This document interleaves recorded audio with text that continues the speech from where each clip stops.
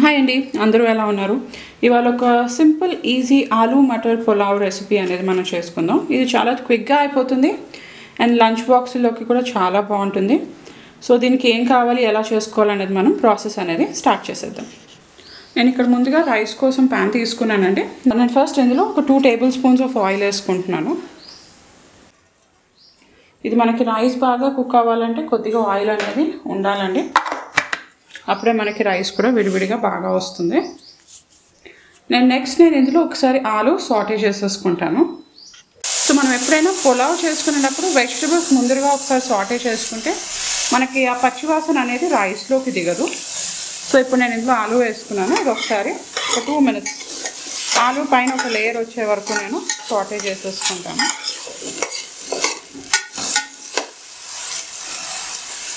And దీంతో పాటు నేను ఒక 1/2 కప్పు మటర్ అనేది బఠానీ అనేది తీసుకుంటున్నానండి. దీనిలో మీరు 1/2 కప్ కూడా వేసుకోవచ్చు, బఠానీ ఇష్టం ఉన్న వాళ్ళు. ఇదంతా కూడా కలిపి ఇవి జస్ట్ ఒక ఫ్రై వచ్చే వరకు మనం ఇలా ఫ్రై చేసేసుకుంటే సరిపోతుంది. నేను నెక్స్ట్ ఇందులో స్పైసెస్ అనేవి వేసేసుకుంటున్నాను. ఇందులో నేను షాజీరా, దాల్చిన, లవంగం, ఇలాచీ అవి తీసుకున్నానండి. ఇదంతా కూడా కలిపి ఒకసారి మనం మిక్స్ చేసేసుకుందాం.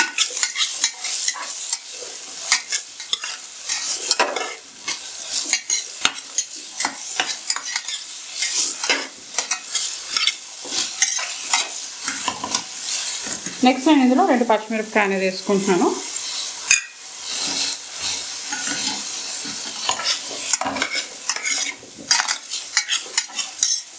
అంతా ఒక పక్కకు తీసుకుంటున్నానండి. అండ్ నెక్స్ట్ నేను ఇందులో ఒక సన్నగా కట్ చేసి పెట్టుకున్న ఉల్లిపాయ వేసుకుంటున్నాను. నేను ఇది ఒక మీడియం సైజ్ ఉల్లిపాయ తీసుకున్నానండి. ఇలాగా నేను కట్ చేసుకున్నాను.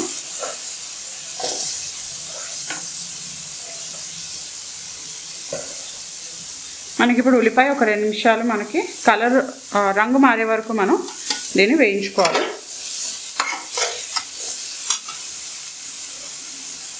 నేను నెక్స్ట్ ఇందులో కొద్దిగా అల్లం వెల్లుల్లి పేస్ట్ అనేది వేసుకుంటున్నాను. ఇదంతా ఒకసారి మనం మళ్ళీ బాగా కలిపేసుకుందాం.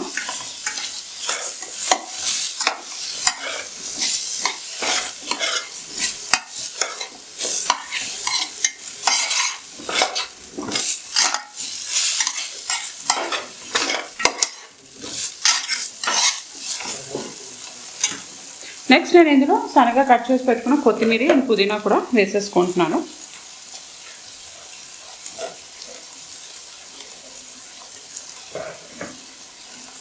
మనం ఒకసారి కలిపేసుకుని మనకి అల్లం వెల్లుల్లి ఆ పచ్చివాసన పోయే వరకు మనం దీన్ని ఒక 5 నిమిషాలు వేయించుకోవాలి.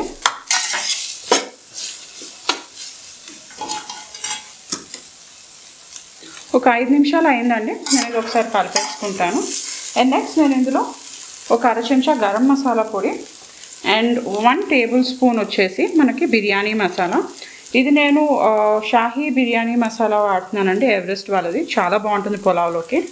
సో ఇప్పుడు అదంతా ఒకసారి మనం మళ్ళీ కలిపేసుకుందాం.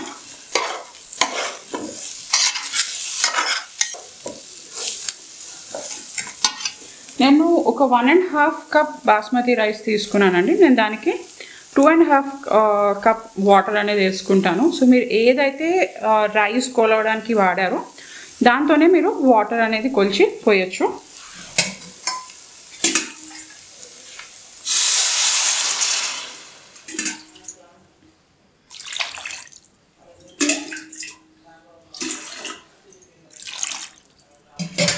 సో నేను ఇందులో 2.5 గ్లాస్ అనేది వాటర్ వేసాను.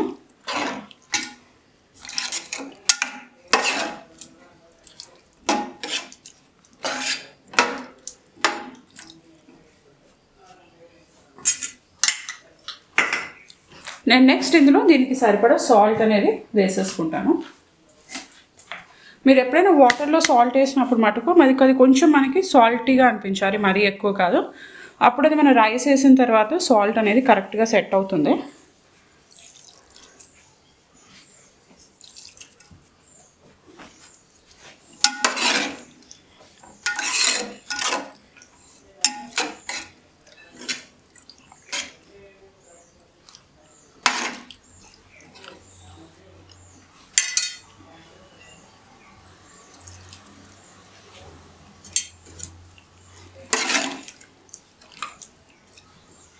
నేను ఇప్పుడు ఇందులో కడిగి నానబెట్టుకున్న బాస్మతి రైస్ అనేది వేసేసుకుంటున్నాను.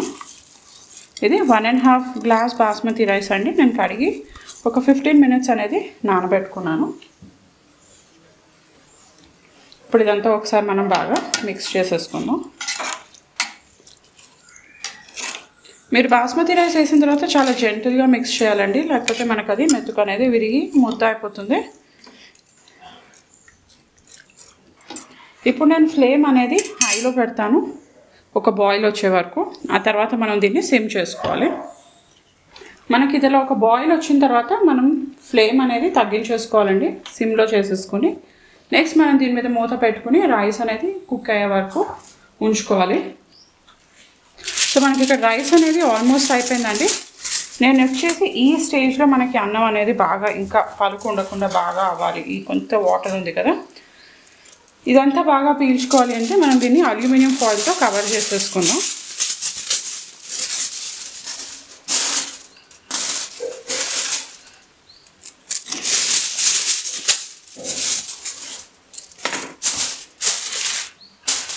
కవర్ చేసేసి లిడ్ పెట్టేసుకుందాం.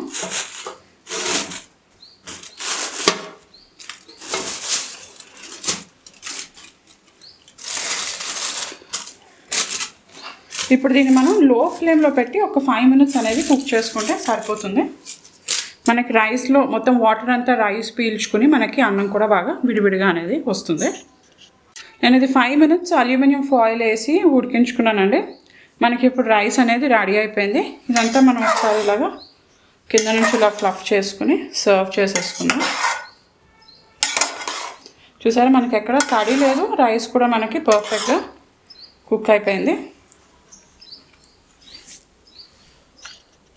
సో మనకి ఆలు మటర్ పులావ్ అనేది రెడీ అయిపోయిందండి. ఇది చాలా సింపుల్గా అయిపోతుంది అండ్ మీరు ఇది కుక్కర్లో కూడా చేసుకోవచ్చు.